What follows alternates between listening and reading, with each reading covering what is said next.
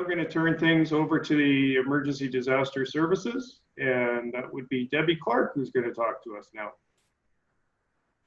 Good morning. My name is Debbie Clarke, and I am the Emergency Disaster Services Director for Manitoba and Northwest Ontario. I've been employed with the Salvation Army for over 20 years, and for the past 8.5 years, I've had the privilege of being in the Emergency Disaster Services Department. I want to start off today by saying thank you. Thank you for giving me the opportunity to speak, and also thank you for your support. Your partnership has allowed us to be able to do the things that we've been called to do, and I want to say thank you from the bottom of my heart. So the Salvation Army and Emergency Disaster Services provide things like meet and greet at reception centers, emergency clothing, emergency food, and probably one of the things that we're most visible and most well known for is our mobile canteens. So a mobile canteen could get called out to things like a house fire, apartment fires. There may be evacuations that we would serve people from an evacuation. We've been called out to ground searches. I remember a few years ago we were called out to a river search, a very cold time of year, the middle of winter, and we were asked to bring our vehicle to a search that was going on for a little boy who had fallen through the ice. And although we were called to supply hot coffee, a hot meal, a nice bowl of soup, I realized very quickly as I was there that it was more than that. We were there, we were a safe place. We were there to offer the kind word. We were there to listen. We were just present. And I realized then that the Salvation Army had a privilege that we don't take lightly, to be able to respond in that area. We've also responded with our community vehicles with at floods, at forest fires, at tornadoes, and even on a hot day, I've had the privilege of going to our downtown area where the most vulnerable people are and handing out cold water on very hot, humid days. So all of these things we did prior to COVID. So what's changed, we ask? Well, we realized very quickly that tornadoes, fires, floods, all of these still take place even though there is a pandemic happening. And so what do we need to do? How do we need to still be there for the people? How do we need to provide our service? Well, we realize that our volunteers need to be safe. We need to first and foremost look after our volunteers. And then we have volunteers who, because of an emergency, come and they want to help us, but they're not trained and they don't have the training that is required in order to volunteer. Clients need to be safe. Those who are coming to us for help need to be safe. So it meant we had to change the way we served. If you've ever been in a canteen, it's a very tight quarters, very tight. And so we've had to say, how can we work around this? We still need to provide the service. How are we going to do it? So we've tried as best we can to get people from the same household that would be able to be in the canteen together or from the same bubble. And that's worked pretty well for us. We've worn masks in the canteen. Not only is it a hot canteen to be working out of, but now you're wearing a mask at the same time. And so that's been a little bit of a hurdle that we've had to get over. We've had to switch from self-serve.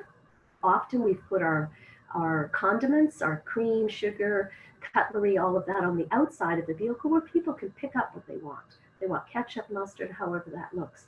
And now we've had to change that to from a self-serve to a handout. So we hand the person the food already prepared as they want it, which changed how many people we need, how we need to place our volunteers. And so we've had to look at doing training. We can't do in-person training because of COVID. And so we've started across the territory doing training online. And although it's not ideal, it was very necessary. So the last few months, I've been online doing a lot of training.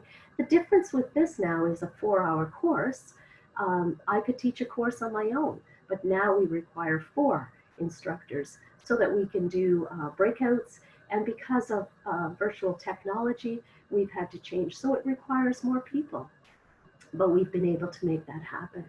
Standing outside a canteen, people can't just come up to the canteen now and stand in line and get what they need.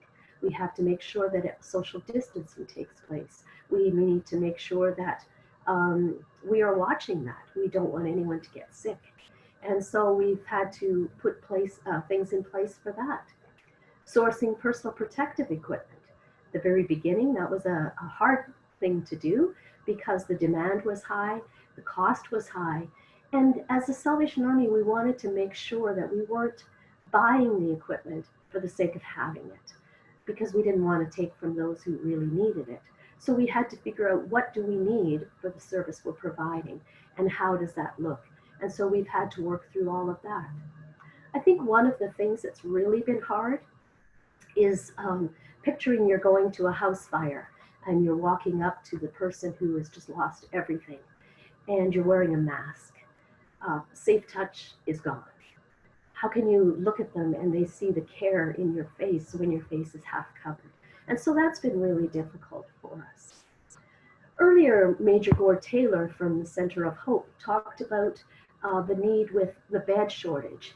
And I received a call and asked if the Salvation Army Emergency Disaster Services would open up a shelter or a drop-in center, an overnight drop-in center.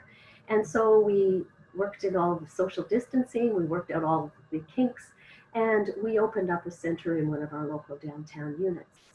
And so people could come, they would be there and they would go through security, they would get all the testing questions asked and all of that. And then they had a place where they could go, they had a table, they had a chair, and they had a mat on the floor. And they had the opportunity to stay the night, stay for a few hours, or whatever they chose. Of course, those who know me will know that I had to make sure there was a coffee, there was a nice grilled cheese sandwich or a fresh tea biscuit ready for them. And then they were given breakfast in the morning for those who stayed. That was an opportunity that I didn't take for granted, an opportunity to reach out to our most vulnerable population. And so we had people coming there every night. Once that closed, then the Salvation Army opened the day center. And the unit asked if I would look after the food and the snacks and beverages for that. And so I've had the opportunity of going there twice a week, 3 times a week, however I need, to make sure that they have the supplies they need. There was a man who used to come to the center. His name was Lawrence. And I met Lawrence at the overnight center. And I got to know him. He was always there every night when I went. He was sitting outside waiting for us to open the doors. And just not long after we opened the day center, I walked in and I saw Lawrence, and I walked over, and as close as I was allowed to get, I said, "Hey, Lawrence, how are you?" And he looked at me and a smile on his face.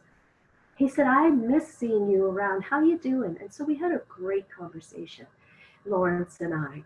And he was sharing with me that things on Winnipeg streets, as you heard Major Gord talk about, are getting tough. And it's not a safe place anymore. And so Lawrence said to me, he said, I think I'm going to go home. I'm going to go back to my home where it's safe. But he said, I want to tell you that I really appreciate how the Salvation Army has gone over and above for us. And the look in his face, I realized that day that we're providing a service in a very different way, but we made a difference. Even if it's just to that one person, just to Lawrence, we made a difference. And I realized that it's only because of your help. I want to say thank you, because we were able to do that. Thank you. Thanks very much, Deb. A couple questions for you here. What sort of foods and activities are happening at the drop-in center? So at the drop-in center, people can come in, they can have a coffee or a tea, they can have a bottle of water. We give them a piece of fruit. Vegetables are not something that they often get. So I have prepackaged fruit, vegetables. They get a carb. So it's either homemade tea biscuit, homemade muffins, or a bun with peanut butter or jam that they can put on it. And then they get a dessert. granola bar, cookies, crackers, whatever they choose. So we have the list. They can come in. We let them choose whatever they want. They can have one of everything if they choose. And they get what they need in their bodies, the substance they need for that day. In the afternoon, because people were staying around, they've decided to show a movie at 1:30 in the afternoon. And so we've even been finding that people are coming in the morning, grabbing a coffee and a muffin, piece of fruit, and then coming back in the afternoon and coming in out of the heat right now and watching a movie. It's just a beautiful place to be.